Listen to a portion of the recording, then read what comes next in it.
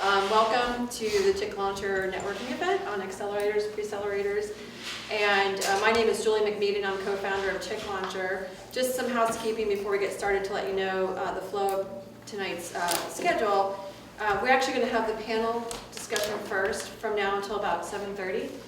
And then our host, Stubbs Alderton, is having a very lovely reception set up for us downstairs on the second floor patio. So you're welcome to grab a drink, some water, but we'll have most of the refreshments will be after the discussion, and we actually are not cutting it off at 8. We originally said 6 to 8, but we'll go longer. So with that, I just wanted to ask the room, how many of you are familiar with Chick Launcher? Okay, most of you. All the chicks. All the chicks. And that dude. Some dudes. So just real briefly, the Chick Launcher is, we are a group of women, a community of women that our mission is to connect women entrepreneurs with capital and connections to help them achieve their business objectives and grow their businesses. And our flagship event is a fast pitch competition, which this year will be held on October 2nd at the Lux Sunset. Unfortunately, I didn't bring the materials, but if you go to chicklauncher.com, the event page is right there. You can click through and register for the event. And this year we received 82 applications. That was up 49% from last year where we had 55. Very, very strong competition. We had applications from New York, Chicago, Austin, Seattle, Boulder, Colorado, in addition to the greater Los Angeles and Southern California area. So we're really pleased with the turnout in the applications. And on October 2nd, what we decided to do in addition to the fast pitch competition is build a lot of content into the meeting. So we will have 3 panels before the fast pitch. And Jessie Draper from the Valley Girl Show is going to be our keynote, kick us off. Jessie, if you don't know who she is, she's had an internet-based interview show with Silicon Valley CEOs for many years, and now she's moving to television. And she's also started her own fund to fund more women in technology in particular. And our panels will be, there'll be 2 investor panels and a CEO panel featuring Pritzker, Crosscut Ventures, Seymour Amplify, Rustic Canyon, Women's Venture Funds, TSG Consumer Partners, and Golden Seeds, among others. And then we'll have our last panel will be CEOs, women CEOs who most recently have secured either Series A or Series B round of financing, so you kind of see that next step in the process. And this year we're awarding a prize package of more than $15,000 in cash and $45,000 in services. So a very strong $60,000 value package, and that could not have happened without the support of our sponsors. Which brings me to our host. So I really want to thank you for hosting us, Stubbs Alderton. And Stubbs Alderton and Markiles is a law firm. It's with a very robust corporate practice, public securities, M&A, entertainment, intellectual property, brand protection, and business litigation services groups. One of Stubbs' focus areas is venture-backed emerging growth companies, but they also represent companies all along their evolutionary path, from startup through growth through exit or IPO. Stubbs Alderton also pioneered a pre-accelerator program, which we'll be talking about this evening. And with that, I'd like to introduce our host and moderator, Scott Alderton. He's the managing partner of Stubbs Alderton and Markiles and co-chair of the VC and Emerging Growth Practice Group. Scott? Thank you. So, so Stubbs Alderton Markiles is a larger corporate securities, mostly transactional law firm, although we have recently launched a litigation practice. We have made some very big bets on the emerging growth space and the startup space. And this panel, I think, what you'll hear about the accelerators and incubators, Chick Launcher's success, I think all of these things will demonstrate that it's a really interesting space to be in, and I think we're really at the tip of the iceberg in terms of what's happening in that space. So we've made some big bets in those, and one of the things we've done is created what we call a pre-accelerator, which is our own accelerator program that my partner Louis Wharton is going to talk about in just a little bit. And another one of the very large bets that we've made is in creating our own startup, which is a company called Flash Funders. And Flash Funders is a fully equity-based crowdfunding platform that is about to launch, or maybe is launched, depending on how you look at it. And our illustrious leader of Flash Funders is Vincent Bradley, and I'd like Vinny to say a few words. Well, thank you, Scott. As Scott said, I'm the co-founder of Flash Funders. My name is Vincent Bradley. We founded Flash Funders in collaboration with these guys, Louis, Scott, and the rest of the partners at Stubbs, and they're fantastic. Flash Funders is the first online equity funding platform approved by FINRA. That's a huge deal. We have several competitors that are operating in this massive gray area. We are all about doing it right, offering a fully compliant solution to entrepreneurs and investors. We provide everything an investor needs to invest into a startup in under 15 minutes, and everything a company needs to receive an investment from an entrepreneur at no cost. So if a startup is successful in raising capital on Flash Funders, then we receive the right to invest in that startup. We just got approval from FINRA a month ago. We just did our first deal of $1.5 million. We're doing another deal of $1.1 million. And we have 9 more companies that will be raising capital, and we're going to be launching nationally, publicly, a lot of PR in the middle of October. So keep an eye out for us. I'm in this office every day. If you have a startup, you're looking to raise capital, come talk to me. We're all about not judging ideas, but helping entrepreneurs get ideas off the ground. So thank you, Scott. Appreciate it. Good luck, guys, tonight. I will be around the rest of the night, though. Okay, awesome. Thank you very much. So we have an awesome panel, and I hate reading bios, so I'm going to let them go down the line and introduce themselves. Don't talk much about your business venture in the because that will launch into the questions on that. But just who you are and what your affiliation is, Roberta. I'm the only non-incubator accelerator person here, but I'm currently running, CEO and running a entertainment technologies company. It's my 10th startup. I've sold 3 of the 10, and I still mourn the 7 that didn't sell, but I am totally dedicated to startups. And they have been a lot of different kinds of startups with a lot of different kinds of strategies. So I've looked at accelerators and incubators before and thought I could help you guys sort through the decision-making process. I'm Matthew Pierce. I'm the CEO of OLabs, which is an incubator here on the west side of LA. It's a joint venture between ICM Partners, Originate, and Manat Phelps and Phillips. I don't know if you're the only non-incubator person. I'm not sure that I feel like an incubator person. I've been an entrepreneur a few times. I've been a venture capital guy. I've been an angel investor. And I teach at the Anderson School of Management. I teach entrepreneurship at business school. And I guess we're going to get into what we do for work.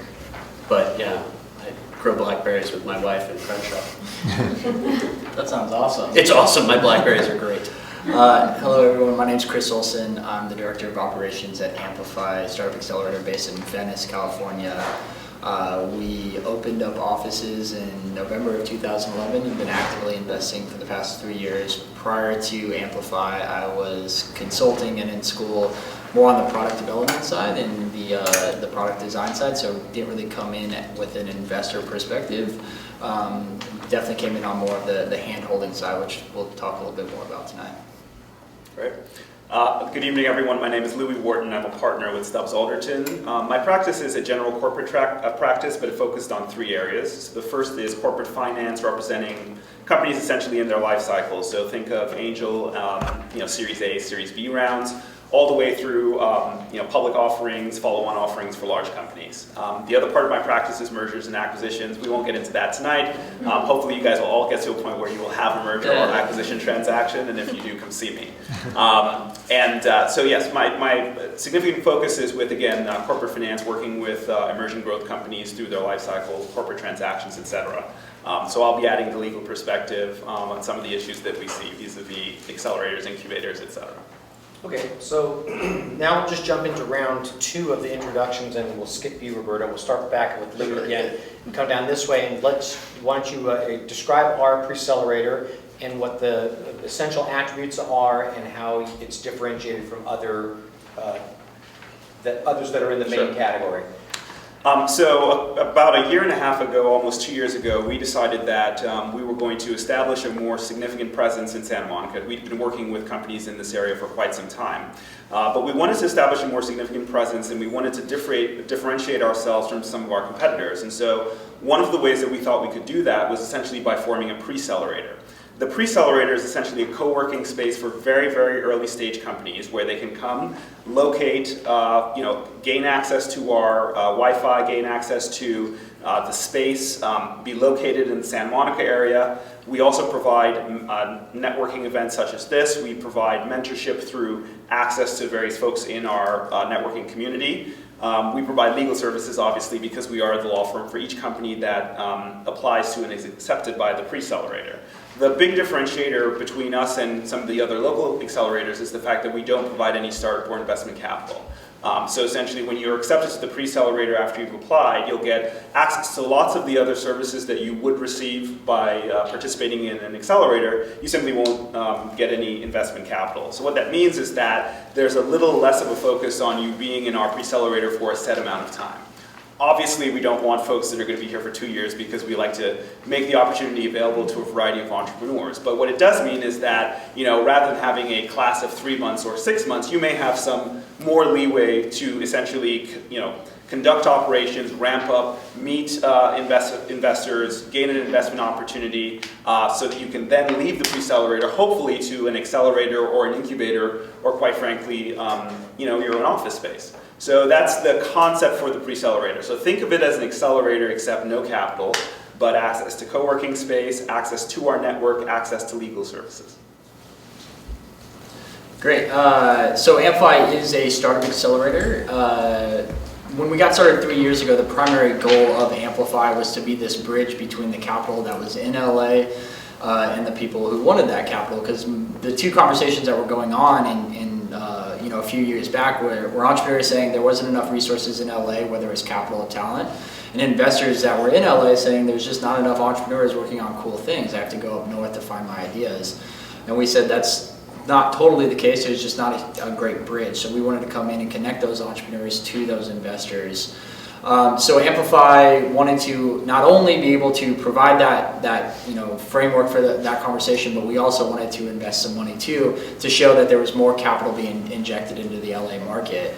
So back in 2011, we raised $5 million to be able to give about 30 companies $50,000 each. So we do provide capital to all the startups that we work with. Those economics are very, very flexible. Basically, that's one of the biggest differentiators we have with a lot of other accelerators, whether it's in town or across the country, is that there's no set deal. So it's not $50K for 5%, it's not $25K for 6%, whatever it is. We basically take every single deal and look at it and build flexible terms so that it supports the growth of that company and the current needs as well. One of the other differentiators is we don't do classes or cohorts. So some accelerators you go to and say, hey, we're in the middle of the class right now, come back to us in a couple months when our application's open. For us, the application's always open, so you can come to the website and apply whenever you want, and we can accept companies on the go as well. Basically what happens at that point is a company will move into our physical space in Venice. We'll write a check that, like I said, it was about $50,000 2 years ago when we got started. It's now more like $100,000 for all the companies that come through the door. That's just the handshake of the relationship. Some of the other things that you get is mentorship, access to even more capital. So we've got a proprietary list of investors that we can help our companies go out and raise more money with. And then our internal team is really strong too. So I get a lot of questions about how should I pick an accelerator? And one of the differentiators I say alongside the cohort system and the flexible terms is the team that you'll get. You should really base your decision off that, and I think we've got a pretty special team. And of course, Chris is being a little bit modest because he and Richard Wolpert have created what's widely regarded as the best accelerator in Los Angeles area. So it's very successful. Amplify is great. The real answer to the question is, how do you pick an accelerator? You get into Amplify if you can. Too good to us. OLabs is brand new. First off, we actually launched about 6 weeks ago. The joint venture between, as I said, ICM, Originate, and Manat, Phelps & Phillips. And the genesis of that was about 2.5 years ago as well. It took a long time to sort of get everybody wrangled, but the idea was very similar to Chris's, which is there's a lot of talent here. There's a lot of really great entrepreneurs, there's a lot of really great service providers, there's a lot of really impressive work being done in LA. And the question for us was, how can we effectively sort of bring all of that talent together to create great new companies, right? Whether that's solving a problem of enterprise, which is how we like to approach it. We like to approach it sort of knowing what problems we're trying to address or trying to skate to where the puck is going to be. The issue for us ends up being, how do we then marshal the forces of our partners, right? So we've got a big law firm, we've got a big talent agency, we've got a 140-person software development firm. Those people, all that talent, can really take a lot of risk out for an early stage entrepreneur. You know, whether it's technical risk or legal and regulatory risk or sort of branding and marketing and some of the risks associated with business development. And that's what we built OLabs to do. I mean, we built it with the belief that there is a lot of incredible stuff that's happening down here. I mean, and we're big Stubbs Alderton fans too. I mean, there's and Amplify, and I mean, we think that this community doesn't have to be destructive to one another, right? We have some of our fantastic engineers are walking in the door right now. The idea being that we can really get a lot out of the community if we can get behind an idea in an aligned way. If everybody is sort of rowing in the same direction, we can get all of it done. Okay, so great. So that's sort of what at least the incubators that are represented on the panel are all doing. Let's start here. So I want to get into an incubator. I've heard that they're really great. They can really help me progress my business. So let's start with Chris. What are the best tactics? What are the ways I should approach you and try to get in? Yeah. And Roberta, maybe you can follow up from the entrepreneur's perspective about how you might try to get your way into one. Yeah, so the quickest kind of way to get in front of a startup is just their website. They've got an application process. But to be honest, they get so inundated. We've got a really, really small team, so there's only as fast as we can move on looking at all the applications that come in. The best deals and the fastest way we approach all of our startups are the ones that get referred to us. So whether that's a mentor, family, friend, whoever that's kind of in the network that already knows this, that can vouch for this entrepreneur and what they're working on. So that quickly gets an entrepreneur right up, the totem pole as far as what how quickly we can act on what they're up to. So the best advice I give to all entrepreneurs that are thinking about an accelerator or want to talk to an accelerator is hustle a little bit on the people meeting side and find someone that knows someone at that accelerator, is a mentor at that accelerator, because those people are a little bit less inundated. They're probably successful on their own, but they can quickly send us an email and say, hey, just met with this entrepreneur, they're really, really strong, I think you should meet with them, and then we can quickly set up meetings from that. So I'd say that's definitely the best advice if you're trying to get in a meeting with an accelerator and an incubator. Just find someone in that network and have them refer you in. You're just guaranteed that there's going to be all these people standing next to you after we get to the session. In a row. Yeah. So Roberta, a little bit of a curveball. So start from the perspective of an entrepreneur about why would you want to go into an incubator as opposed to other alternatives that you might have? And what are those other alternatives and what do you sort of have to accomplish? And then how would you go about trying to do it? First, a comment about LA versus San Francisco, because my first 8 startups were in San Francisco, and I did look at incubators and accelerators up there, and they were nowhere near as robust and promising as what we currently have down here in LA. So that's the first thing I want to say. Would I look at an incubator and accelerator? I would, but I would approach it the same way I would approach any partnership. And that is to be very, very clear what you want out of that incubator accelerator before you even apply. And make sure that they have what you need, that they have proven that they can do what you need, whether it is partnership deals or a network of technology vendors and the unique connections to technology, whatever it is. It's like approaching partnership deals of any kind. So you absolutely do your research.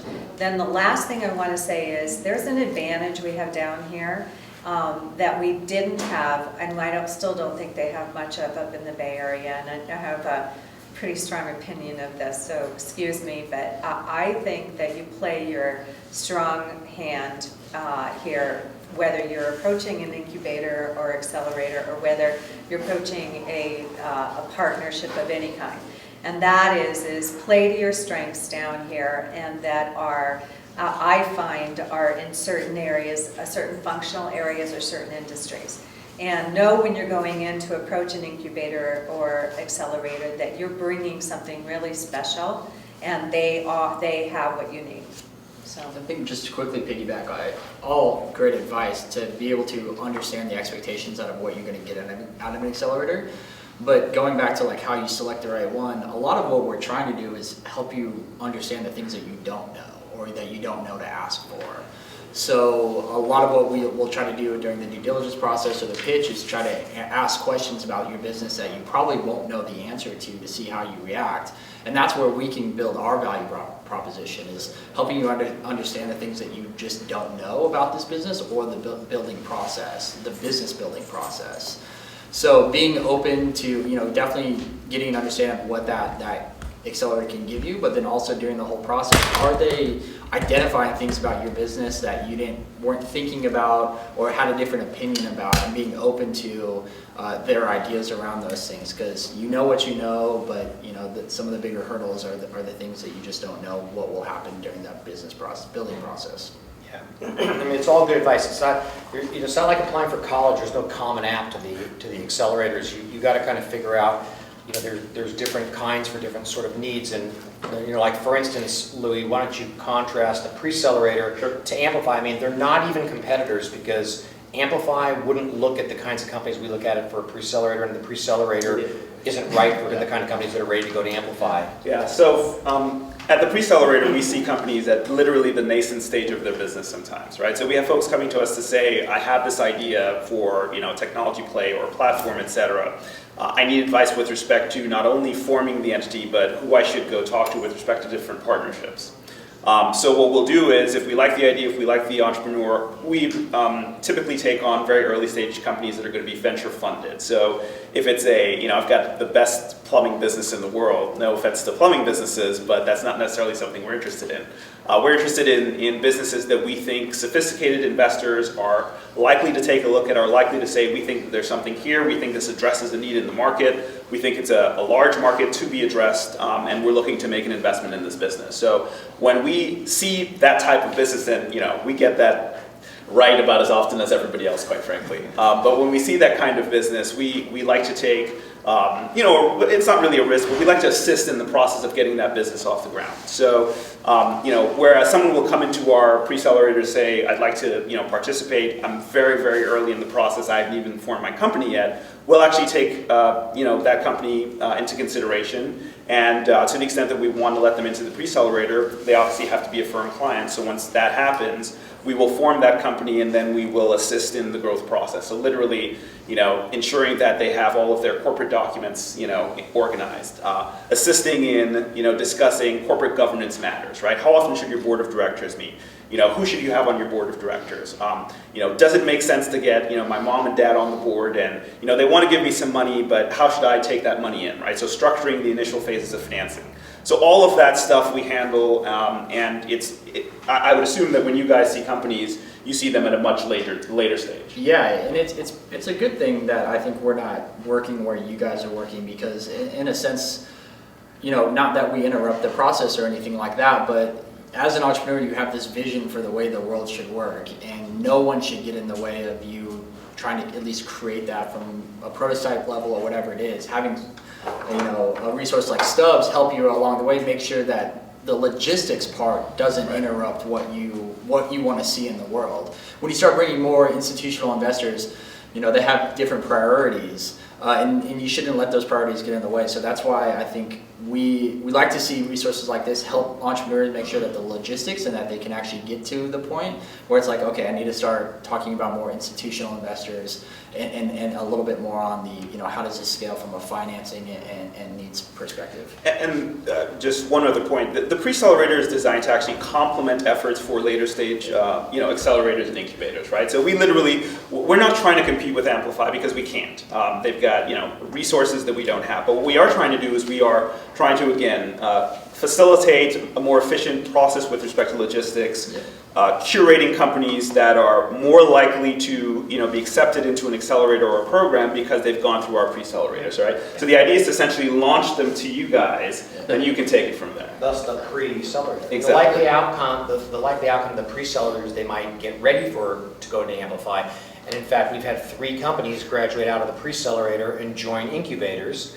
And we have 4 of them that are in our pre-accelerator right now that are actually getting financed. So it's either one of those is a likely outcome. And I think part of this goes back to Roberta's point, which is one of the first parts that really matters when you're an entrepreneur or when you're any of us, because we all started new things, right? Like Amplify, you were a founder of Amplify, you guys are founders of the Pre-Accelerator. Anytime you're starting something new, the first real step that matters is knowing yourself, right? Knowing what strengths you have, knowing what you can bring to the table.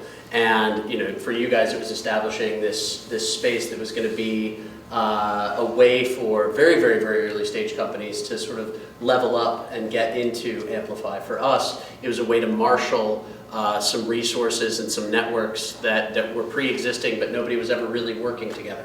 And we're doing sort of very, very early stage stuff too, but we typically favor very, very deep industry expertise, somebody that really knows that there's going to be a problem in their industry, that it's going to come up, because we're only doing 3 or 4 companies a year. We're not doing 30, we're not doing 40, we're doing 3 or 4. And so we put lots of resources, hundreds of thousands of dollars worth of software development and legal and branding behind these projects, because that's what we have, right? If you know what you can do, I think you have a really good understanding of what your strengths and weaknesses are, to your point. You're just absolutely immeasurably better off, because then what you can do is you can match yourself to a program, or you can match yourself to a partner, or you can match yourself to a strategic investor who can give you some of the things that you don't have. I think the very first step is sort of a know thyself sort of plan, right? And I have an aside, so before we get off, and it's not too far afield, but the advice that's been provided tonight is actually really applicable for going out and getting financing for your company as well. So just a brief point on that. It makes a lot of sense to get a warm introduction as opposed to applying through the website. So just keep that in mind when you're further down the path that you're actually looking to get investment from an institutional or sophisticated investor. The second is knowing what you want from your partner, right? Understanding what value the investor will add to your business. Hugely significant, right? You'll hear sometimes people talk about dumb money and smart money. Dumb money will give you the cash and will stay back. Smart money will give you the cash. Maybe more of a pain in your butt, but that's usually a very significant and strategic advantage that you can get with the right investor. So just wanted to point that out for you guys to keep that in consideration for the longer term. Okay, Matt, let me jump back to you with this question. So you guys are new, you're in the process now of screening companies, you're looking at a lot of companies, you're hearing their stories, you're having that dialogue about what you can do for them. What is the biggest misconception that you're hearing from companies about what they think you're going to do for them? I'm not sure we're yet at the point where there's a lot of misconceptions about us, because we're still brand new. But I think one of the things that we anticipate is going to be an issue is we take very, very large equity positions. We take controlling equity positions in a lot of our incubated companies, and it's because we're building them literally from the ground up, and we're putting, as I said, hundreds of thousands of dollars worth of software development talent and legal work and branding and strategy and fundraising and all that stuff. We are meant to be kind of a one-stop shop to sort of de-risk an early stage venture, so that it doesn't have to go to an accelerator, but also maybe doesn't have to go get a Series C and possibly a Series A. We're putting in really, really high level. Our engineers are great. Now, I'm not just saying that because they're in the room, or some of them are. But they're very, very, very good. We're writing high-end enterprise level code. This isn't an MVP that you banged out in your backyard. This is real high-end stuff. And our belief is that that's what you would go spend your money on anyway. If you went and got a seed, Series seed, or you went and got a Series A, you would go buy, your patent portfolio, you would go buy your marketing, you would go buy a half a dozen developers. And so our belief is that we're taking that role, we're building that up. And so the equity position, I think, makes sense for a certain kind of entrepreneur. It certainly made sense for Brandy Grace, who was our first entrepreneur, for those of you that are fans of backing female-backed companies. We're one for one. I think that's going to cause some problems for us, I think that the idea that we are, whether we think of ourselves as competing with one another or not, other people might think of us as competing, even though we're sort of in similar spaces and there's plenty of room at the top, and I'm a huge fan of you guys, and frankly a huge fan of Idea Lab and a bunch of other, Idea Lab's sort of the godfather of them all, and they're from Pasadena. Yep. There's a lot of different ways to sort of crack the early stage company nut, and we're one way and you guys are another, and going it without an incubator or an accelerator is another. And I think that your point is, I'm going to probably refer to it over and over again, is this idea that if you know what you want to get out of a partner, part of that is knowing what you want, and part of that is knowing what they can give. And so our misconceptions are probably mostly going to be around equity positions and stuff like that. So Roberto, let's you and I were having an interesting discussion before the evening tonight, and it was sort of around this topic, and the fact that an entrepreneur's got to do certain things to be successful. And maybe one big misconception is, oh great, I got accepted to Amplify, I'm done. Oh gosh, no, it's just the beginning, probably. Anyway, I was thinking as you guys were talking that one of the most important things that I've run into in the businesses that I've started has been how to figure out how to get traction. If you're in a hot business and it's highly competitive, because if people recognize the opportunity, chances are there are going to be a lot of startups going after the opportunity, and the big guys too, the big corporations going after it in some way, shape, or form. And so your biggest question is how do you get traction? I mean, certainly one of the opportunities which you might chase is to go down the accelerator or incubator path, but know what you're trading off. So go in with your eyes open that you're trading off for something really important like traction, which is what you just spoke about. It might get you the infrastructure that you can't easily aggregate or pay for in the short term. So that would tempt me. I mean, even after 10 startups, that would tempt me to approach one of your types of companies, and see if possibly that would be an opportunity for us. So that's why I suggest you go into with your eyes open. One of the things, though, that I want to reiterate that we were speaking about before is that down here there are, when I first moved down here to be partners in a company, there was not any one single place to go for investment or for networking. That's happening now. It's really starting to approach what I experienced up in San Francisco at around the year 1999-2000, my very first startups. Those were good times. Oh, they were fabulous times. It was heady. It was very heady. My company was the one that Garage.com invested in. We were their first company. Guy Kawasaki, so famous old stories. But at any rate, the reason why I'm making this point is that there's really truly a very well-defined center of the universe up there in the Bay Area, and there are really pockets of it around the Bay, but they all are very well defined. What you do, where you go, who you need to meet, you can really find your way very quickly to where you want to get your sources of technology or whatever. What they don't have up there, which we do have down here, is there is a sense of marketing like they have in New York City as well. A real expertise in marketing, a real consumer-oriented approach down here that we didn't have a sensibility of in the Bay Area. That happens to be my background and why I chose to come down here and do the startups. I'd say network like a maniac, And as you guys have mentioned, network your way into the incubators and the accelerators, and decide and get feedback, lots and lots of feedback, and decide where you're going to laser focus on what you need. And so that's my recommendation. That's all part of, playing your best hand. So.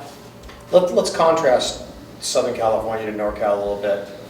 Chris, do you see companies in Northern California? Do you lose companies to Northern California? What are the differences? Yeah, we've definitely seen a lot of companies in Northern California right now apply to a place like Amplify, because maybe they're a little bit more consumer focused, maybe they're trying to tap into the media entertainment world, and they just see this as being a better place to build that kind of business, or at least have some sort of presence here. The one nice thing is all the companies that we've ever invested in, we've actually only lost 2 that have graduated the program to San Francisco or to Northern California, and the only reason those two win is because their investors mandated that they had to move up there to be a little bit closer to those investors. We've lost 1 or 2 clients that way. Yeah, and which is sad, but but to be honest, we've had companies come from Canada, from New York, from Utah, from Colorado, all because that they think LA is the place to build this business. We are hoping that the people up north will identify that there's special kind of opportunities here in LA, and this is the right place to build those. And hopefully we'll have a little bit more traction and success records to prove that out. Let's make no mistake though, we are absolutely AAA ball.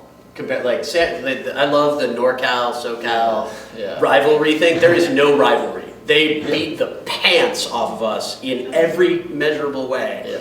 Because although we are now AAA ball instead of being AA or single A ball, I think that the fact that 25% of the world's venture capital is deployed within about 30 miles of Palo Alto, California, speaks to the fact that we're not there yet. Yep. But they've been at it for 40 years, right? They've had companies, Stubbs down here doing what they're doing, Originate down here doing what they're doing, UCLA down here doing what they're doing, whether it's, the feeders that they've had up there bleeding talent into the pool, whether it's Stanford or Cisco or Sun or Google or all of those things are up there now, and it's a huge feeder, right? And it creates this virtuous cycle, and we're building it here. I happen to think it's more exciting here, but yeah, it's a different environment. We have different advantages. We're better at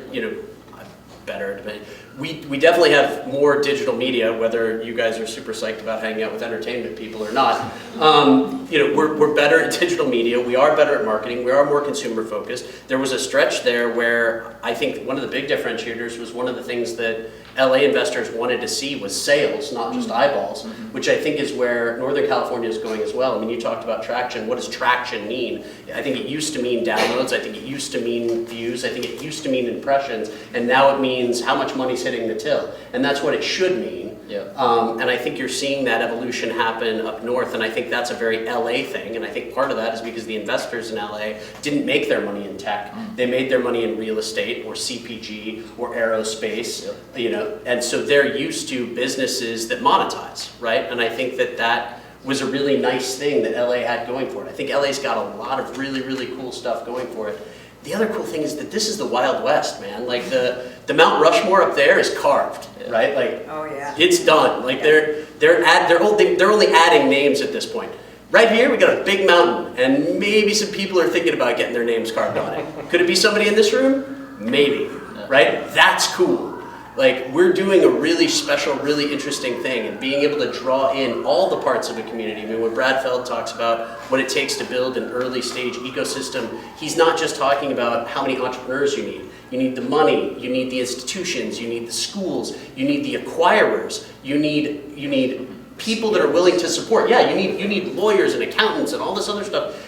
Not just you need them to be there, you need them to be there and be focused on that space. Because what you guys do for early stage companies is materially different than what you do for AT&T or MGM or whomever else you're working with. Like, it takes a different kind of skill set. It takes a different approach. And the fact that you guys have that, I think, speaks to how much smarter, and you guys have been doing it for decades, but that there are more people really focused on that space, I think really matters. I think it's a really exciting time to be in Southern California right now starting stuff. I agree with that. The only thing I think would add is that the folks up north are interested in what we're doing. Yeah. Right? So whether we don't compete with them. 10 years ago, they weren't. Right. So we're not, Silicon Valley. We're just not. Who knows when we will be, if we will be. But they're interested, right, in a variety of sectors, not just capital, but talent pool, service providers, et cetera. Folks are interested in what's going on in Los Angeles, and I think that that's validating for what's happening in our community. Well, we're gonna end the year with the second most, in terms of volume and in terms of dollars, the second best city of exits.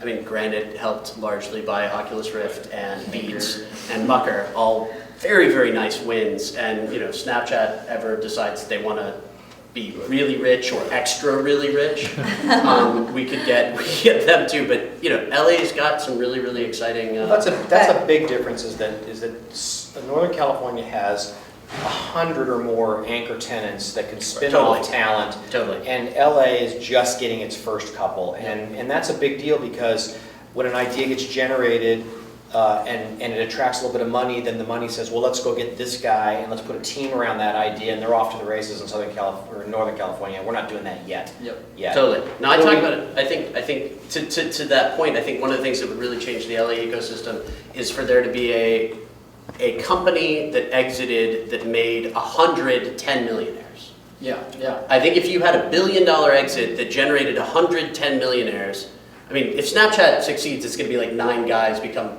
gajillionaires, right? It's not going to be 110 millionaires, but 110 millionaires, then you have a bunch of angel investors, then you have a bunch of guys that create syndicates, now you've got serial entrepreneurs, now you've got, I think that's going to be the tipping point for LA. I think 1 or 2 of those is going to really turn the corner. I've already seen it. But if I could comment, Beats is the perfect example. Beats is the perfect example, because Beats, if that had been started up in Northern California, would nowhere have gotten a $3 billion valuation. Wouldn't have happened. They wouldn't have valued it. They wouldn't have appreciated. These were industry insider guys. Jimmy Iovine is an old-time record label producer from way back, and they would never have valued it. Who acquired them? The only company up in the Bay Area that is well known for its marketing, Apple. So we are really at, I think, the tipping point of becoming a really exciting place. And I have to say, I've seen innovation down here. I looked at a lot of startups to join in the last few years, and I saw more innovative business models and more innovative marketing models than I ever saw in the 8 years up in the Bay Area. Before we leave the contrast from Northern to Southern California, you made an interesting analogy between accelerators and investment. Why don't you give us your view on contrasting Northern California versus Southern California in the investment market? Sure. LA has a reasonable crop of early stage Series A investors. Okay, so for the variety of businesses that we're starting here and kind of the plethora and the breadth of the markets that they're addressing, we've got reasonable capital to get Series Seed, angel funding, Series A funding. Okay, once your business gets to a point where you're starting to really scale and you need a $5 to $10 million check, unfortunately, we've got 3 or 4 maybe venture capitalists here that can write that check, right? And so companies that are looking to, get that kind of capital, unfortunately, often have to make a trip up north. So I think it's one of the issues with our ecosystem at this point that we don't have sufficient capital that's local that can support significant follow-on rounds of financing. The growth partners. Exactly, right?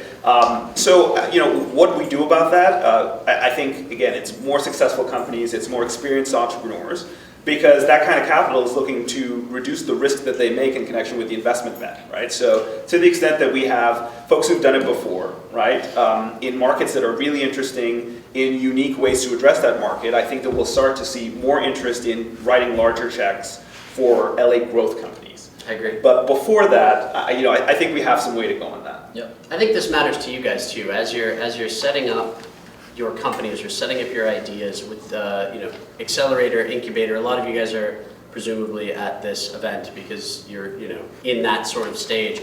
Being thoughtful about where you want to be positioned, a round from now, 2 rounds from now. We were talking sort of before the thing about how much easier it is to start something today than it was to start something 5 years ago, 4 years ago, certainly 10 or 15 years ago, in the heady days of the late 90s in Northern California. It's true. You couldn't build a company without $5 million. You couldn't do it. And you could barely build a company with 5. And now you can do all sorts of damage with 200 grand, which is great. But I think that it's useful, and to Louis' point, like if you're thoughtful about where you want to be when you scale, and how your accelerator or how your incubator can help you get there, it's not just that they're going to get you from here to there, because as we almost started this thing by saying, once you get into the accelerator, you're not done. Once you get out of the accelerator, you're not done. Once you raise your Series A, you're not done. Like these businesses don't just finish, right? A good business goes on and on and on and on and on. And if it's acquired, that's not done either, right? The reason that they're going to acquire it is because they intend to make more money with it than you did, right? So what your job is to create and capture lasting value. So if you can create and capture lasting value in a way that will be materially beneficial to you until the point at which you can no longer do it and somebody else comes in and buys you, that needs to be your thought process from day one. That can't just be something that happens to you later. And I think that should inform your choice of who you work with early on, because you're going to want to work with people early on that really have the long term in the view, whether it's through acquisition or IPO or whatever. And that can help it kind of define the infrastructure for that type of business, right? Because that type of business, those huge acquisitions, $100 million, $500 million, $1 billion, are very different than lifestyle businesses, which are great businesses, but takes a different type of infrastructure. And to be able to sustain those types of businesses, you have to have the right kind of ground support, and bringing in partners or people or investors or accelerators, whatever it may be, is to focus on that sort of infrastructure and helping you get that business in a place that can support growth like that. So kind of touching on pimping my next question, but let me ask you this, Chris. So why should a company not join Amplify? Oh man, I don't know. I mean, we've had entrepreneurs that have been hesitant about joining Amplify, be some of our biggest advocates of Amplify once they left the program. So I can't think of. I mean, if you are making more money than you know what to do with, if you have investors knocking down your door, if you have engineers begging you to join your company, then yeah, Amplify is probably not the best place to go. But that being said, I think most people can benefit from joining a program like Amplify because, like I said a little bit earlier, a lot of what we're trying to do is help you identify the things that you don't know yet, and expose those things as early as possible so they don't become huge roadblocks in the future. So a lot of what we do is just to be that support system underneath of a company. So when you're a CEO, if you're a co-founder, whatever it may be, you're making a lot of decisions really, really quick, ultimately by yourself. And to be able to bounce those ideas off of someone that you really trust and that has some sort of financial incentive for you to succeed, I think is really, really valuable. And I think a lot of our CEOs and entrepreneurs have really, really appreciated that layer of support outside of the capital and the introductions that we make. And certainly not to diminish the value proposition, which is wholly there. Roberta, you've done it 10 times, a number of times very successfully without joining an accelerator or a incubator. Why should an entrepreneur not join an incubator? If you think that you can achieve what you need to achieve and you already have the network, or you know how to get the network, or you already have the investors, I don't know that trading the equity for an incubator or accelerator at that point is necessary. If they do have something that you really could use to get traction, become more competitive, achieve what you need to achieve, then definitely consider it. So I think as LA evolves, I think that and also the pipeline that you guys have, the opportunities that you have are full, like they are up in the Northern California area. I think the resources become more available, and that's, always an alternative as opposed to these businesses. Okay, maybe the one thing I can add is, so I think we had a clear example earlier, for example, with OLabs, right? So if you don't want to give up control, OLabs likely isn't the place for you. There's a ton of reasons why we're not for you. But the other thing is, Not to dissuade anyone. But it's I would, not always a good idea. But I think I would apply that also to folks who aren't necessarily taking control, right? So if you're really strong-headed and you know your vision and you know where you're going, right? And you're not the type to pivot. Yep. Right? I think that you should strongly consider whether or not going into an environment where you will constantly be coached, mentored, advised, questioned directly or indirectly is the right place for you, right? So I think that a lot of entrepreneurs could use the help, quite frankly, right? But some folks are really, really focused on the market and the way to address the issue. Yep. And if you're that person and you're not going to pivot, then I would say probably none of these organizations is for you. So that's just a general comment that I think I've observed. Okay, different versions of the same question. When is the right time to and how does a company leave the Precelerator? When is the right time to and how does a company leave Amplify? And since you're taking a majority interest in companies, what is the exit strategy for an OLabs company? Start with you, Louis. So the right time to leave the Precelerator is when you've got, when you can stand on your own, essentially. And I mean that in not necessarily we've got tons of customers, we've got tons of revenue, we've got, lots of capital. For us, what that really means is you have become a seasoned participant in the ecosystem, right? So you understand what resources are available and where you can go to seek them out to gain, use for your business. You've got some capital, so hopefully you are either in the process of raising capital or you've raised capital, at least a seed amount of capital so you can get to your MVP. And then quite frankly, time has elapsed. I have to say it, but you can't stay in the Precelerator for a year, right? So, to the extent that you're getting to about 9 months to a year, I think what we would do in that circumstance is we would assist in facilitating your transition from the Precelerator to something else. What that something else is, we don't know. Could it be an accelerator? Hopefully. Could it be an incubator? Hopefully. Could it be your own office space? Hopefully. Could it be other co-working space? Right? Hopefully. But at some point, you've got to, take the risk on your own to stand on your own. So those are the three things I would think. Yeah, to piggyback off the standing analogy, probably when you leave us is when you're either crawling or walking. So for us, a company can stay with us anywhere from 4 to 6 months, but that's also really flexible. We've had companies leave after 2 months because they put $2 million in the bank and we're at 15 employees and just couldn't fit in our space anymore. And we've also had companies stay with us for like 10 months because maybe they wanted to spend a little bit more time building the product, getting the metrics a little bit sexier for institutional investors. So for us, it definitely looks different for every company that comes through, but a lot of it's financing. Do they have enough cash in the bank to last 12 to 18 months outside of our program? Do we feel comfortable that they aren't just going to put their heads down and work on product without having the right milestones put in place for what it's going to take to keep the business afloat after that 12 to 18 months? So it looks very different for each company, but once they leave us, they've got some money in the bank to feel comfortable about their runway, and they've got the product in place that they're ready to either show the world or expose it to even more people than they already have. So to continue with the metaphor, if it's standing and walking, ours is when you're ready to walk to the bank. I mean that not only a little facetiously, but if we're a little bit harder on the getting in part, if we're a little bit more rigid on the rules for getting in, we're a lot better on the exits, right? We're a lot better on the win conditions, right? Because the economics are such.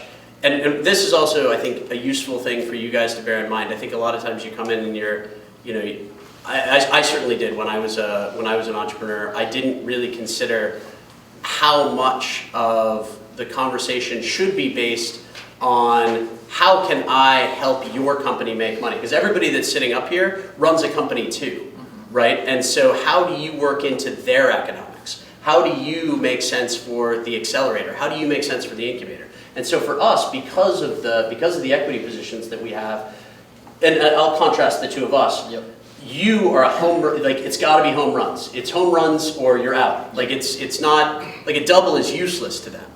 For me, I can take anything from a single to a double to a triple. You know, I love a good home run. I would be super excited about $1 billion exit. But all of our LPs and all of our entrepreneurs can win starting very, very, very early because we're putting in so many resources so much earlier on, and we're not getting diluted through outside capital, right? So we can have a $20 million exit that's an absolute rock star, huge win for us. And you know, Brandy Grace, has specifically said that's where I'm cool getting out.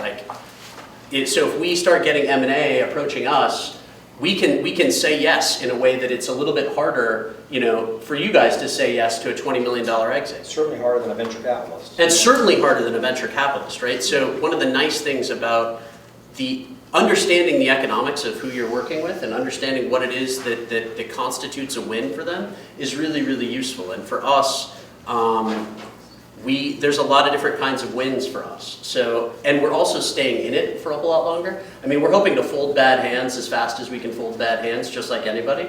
But we can win with a wider variety of hands than I think other programs maybe can.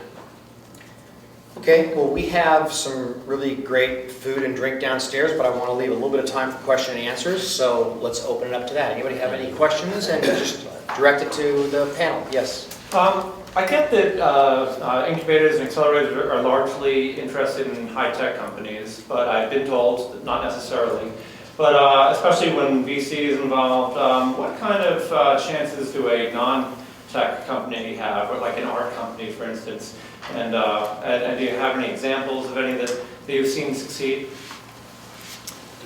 Yeah, unfortunately for us, we only do software technology companies, so we wouldn't invest in anything outside of that scope, and only because we wouldn't be able to provide value for an entrepreneur that's in that sort of field. Maybe they're in the farming business, or maybe they're in the art business. Not that we don't think those businesses are compelling or have big opportunities. We just don't have the resources to support those types of opportunities. So for us, only software technology companies. So obviously, one of the big sort of value propositions of working with OLabs is the opportunity to work with handsome and charming and frequently very tall engineers. So a lot of ours tend to be software based, but I think at the core of the venture capital sort of narrative is this idea of outsized returns, right? Like if you're going to invest outside of standard capital markets, you're not looking for 6% or 8%, you're looking for 10x. Right? And so what you want is something that scales in a capital efficient way, right? And so if we're looking for capital efficiency, it's very difficult to achieve capital efficiency without being able to decrease variable costs, right? So if you're talking about creating art, independent works of art, I can't make more of them than you have hours in the day, right? So that doesn't scale terribly efficiently. Whereas if you make one and then I can just copy it over and over and over and over and over again and sell it to everybody on the face of the earth, then that is a much, much easier business to scale. And the second one costs a fraction of what the first one cost. And the 50th one costs a fraction of what the second one cost. And so to get that 10x very often requires that kind of capital efficiency. And you see that a lot in software and you see it a lot in digital media, right? But you don't see it as much in physical goods unless you're at really, really high scale. So that's exactly the right answer. And just to be like really succinct, it's not what you're doing. It's really how scalable the business is, because it's the incubator and venture investing in general. I mean, like for instance, we have a client that was a virtual startup. It's a coal mining and distribution business. It's not particularly sexy and it's not a tech business, but it's now a gigantic business because it's scaled. So it's like depending on what aspect of your art business it is, can it scale? Can it be a big business? If it can't, it may be a really good lifestyle business for you, but it's probably not a good business for an incubator or even venture capital. And there's a ton of money for that type.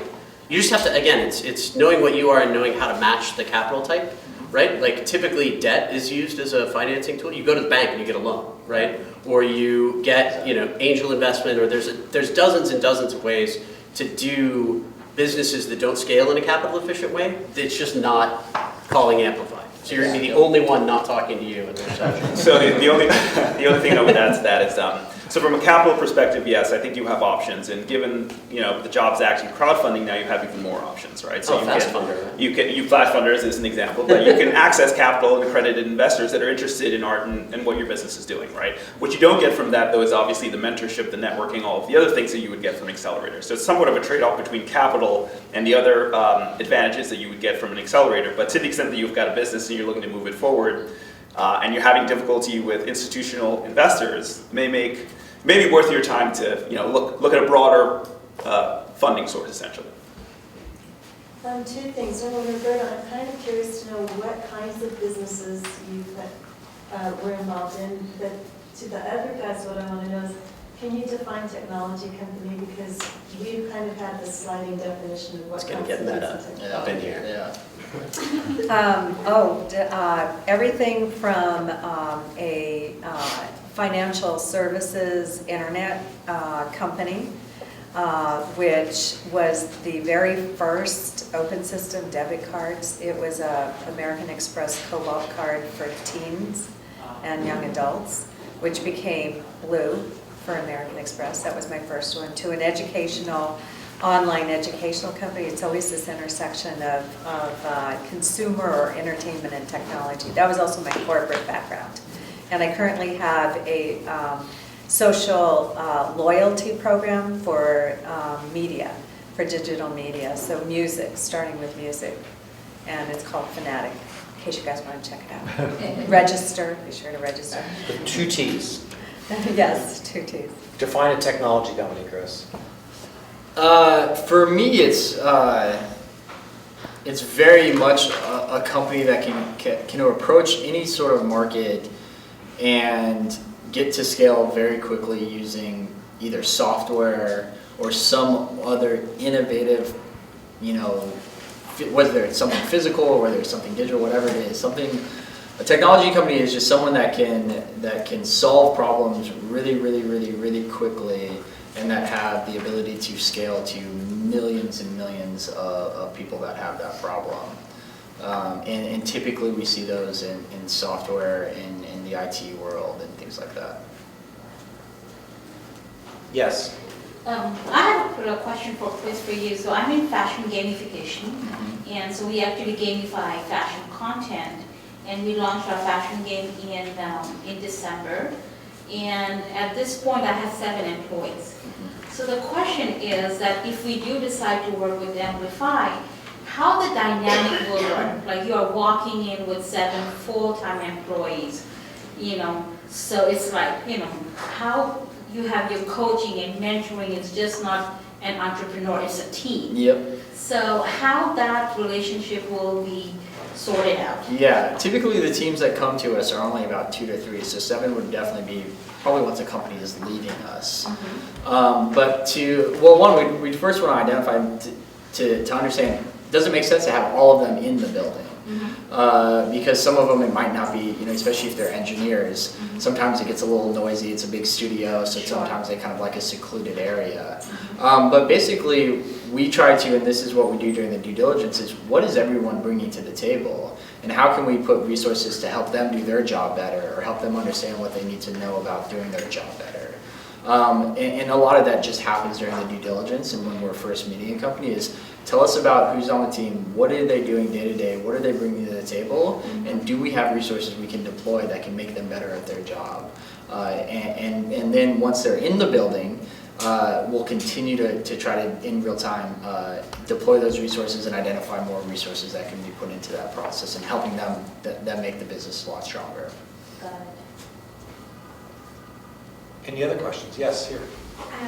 As you've seen like the LA ecosystem grow here, I'm curious if you've noticed if you're getting a lot of like that younger entrepreneur that's left college, or if there's more established entrepreneurs that started their companies, built it, and now looking to do something else or pivot. If you can talk a little bit about that, of what type of applications and who's approaching you to. Yeah. So for us, we see more of the latter. So What's really interesting about LA is the county of LA actually graduates the most engineer out of any county in America.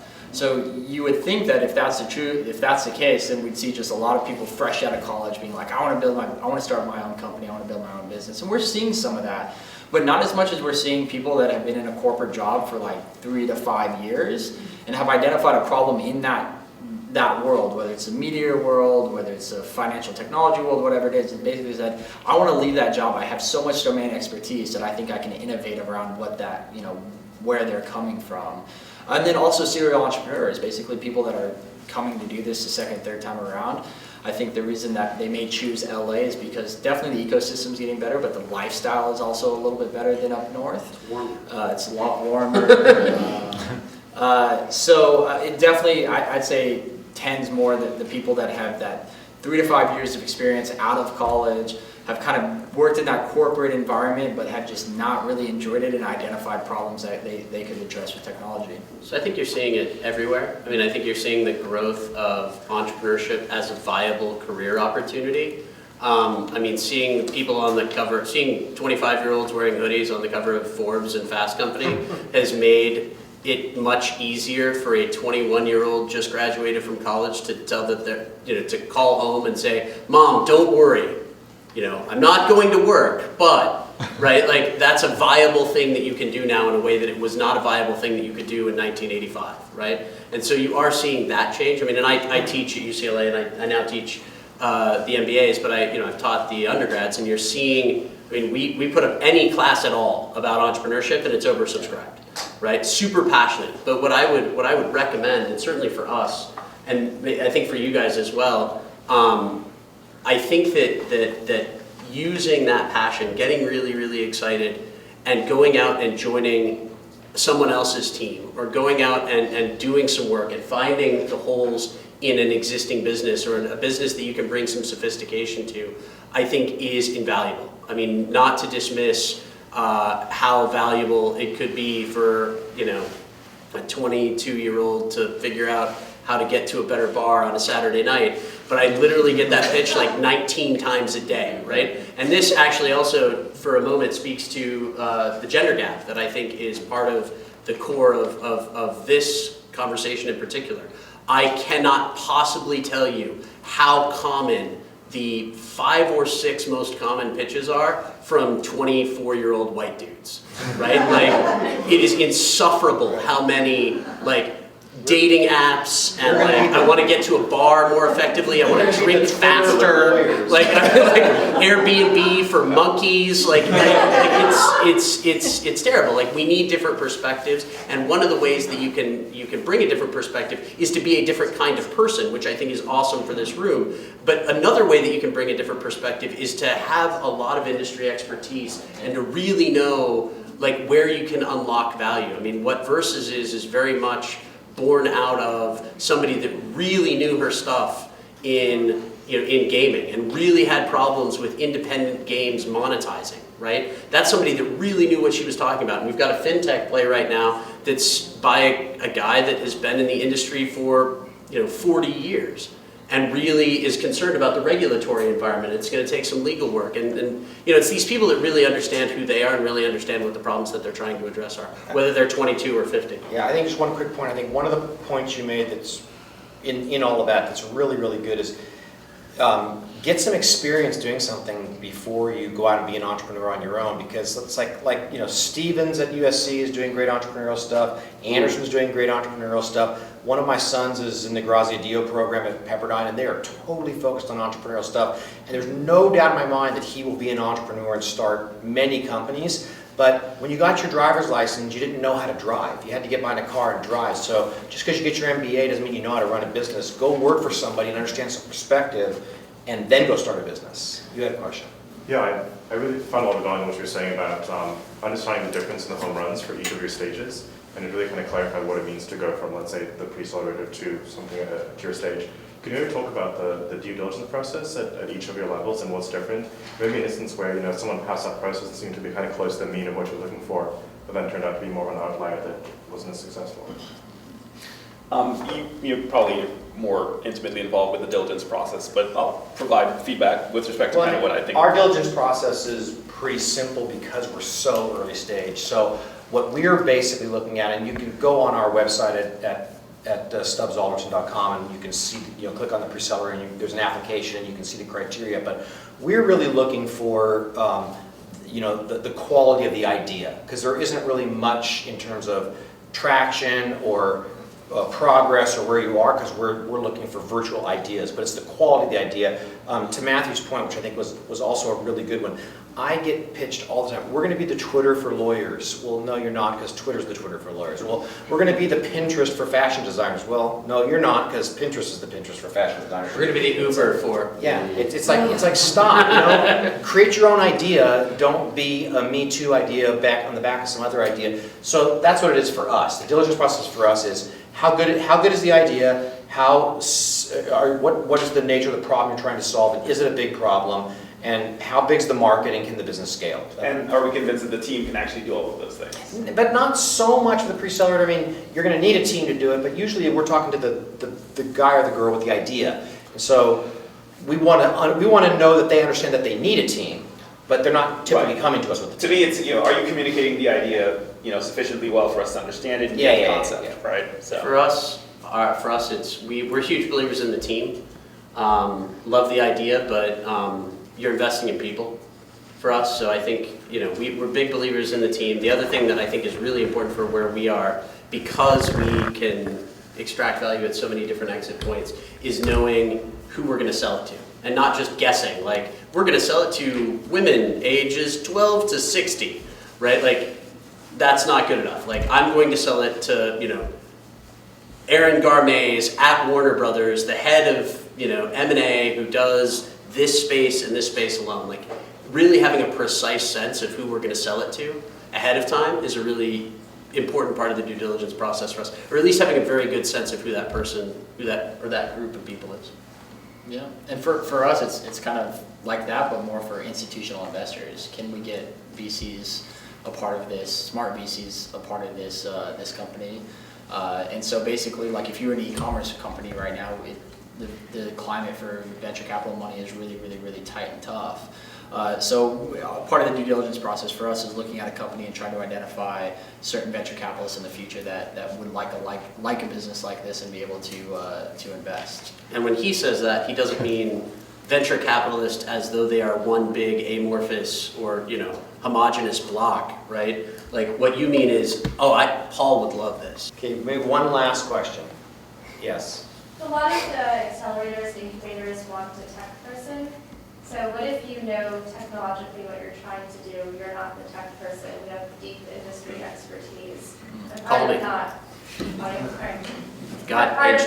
find the tech person is not having the funds to hire the caliber of person you need. That's the biggest, I think, probably difference for us is you can call him and he would embrace you. And not as that we would immediately turn you away. We definitely want to understand how hard is the technology going to be early on in the business, right? So for us, it's definitely important to have someone early on that can help you see that idea or that vision to fruition. And we know how hard it is to hire technical talent. So when you come to us without it, that's just another hurdle that we have to help you get over. And we don't have that much at our disposal. Like you have a staff of people that can help you build. We don't have that staff. So we don't turn away pitches with people that don't have technical talents, but unless they have a strategy to be able to acquire that person, or they've got their eyes set on someone and they're just like, I just need to get funding so I can get that person on board, then we can start to work with companies a little bit closely like that. I will say that it always helps to have one. I mean, for a lot of reasons, right? Not just to build stuff, but to vet the idea, right? Guys like, Kevin are excellent at really figuring out step by step how something is going to get done and how long those kinds of things are going to take, and having those kinds of data points in your mind, whether they're building those things or not, those are touchstones that will help you shape your business plan. If you talk to an expert technologist and they say, listen, that part right there is a rabbit hole, or that, not that it can't be done, but that's going to take an army and 1,000,000 years. That's a really, really useful thing to know. or that's going to take 10 minutes. The other thing that's nice about having a technologist on your team is that if you do come to a company like Originate, right, which we are partnered with and love to pieces, the handoff, we found that getting out of an investment is as important as getting into an investment. Getting out of it well, which is to say that we do everything we can to choose the right companies, but we're also doing everything that we can that once you graduate from us, that the heart resides in your company, not in Originate, not in my company, right? So having somebody to hand stuff off to, having somebody that can take what Originate has built and build on it and go raise money, super useful. So I would say have a technologist if you can, but if you can't, call me. It also says a lot about the entrepreneur that can bring technology talent. the idea. Exactly, yeah. 'Cause if- I mean, there aren't a lot of really good ideas. If your idea is great, but you can't afford the technologist, you should still be able to find one Yeah. who'll come join your idea and be part of your team to get there. So we're sort of over time. There's great food downstairs on the second floor, and I think everybody will be available to continue talking with you and chatting with you over food and drink. I'd like to thank the panel. This was an excellent discussion. We'll adjourn the meeting on the second floor.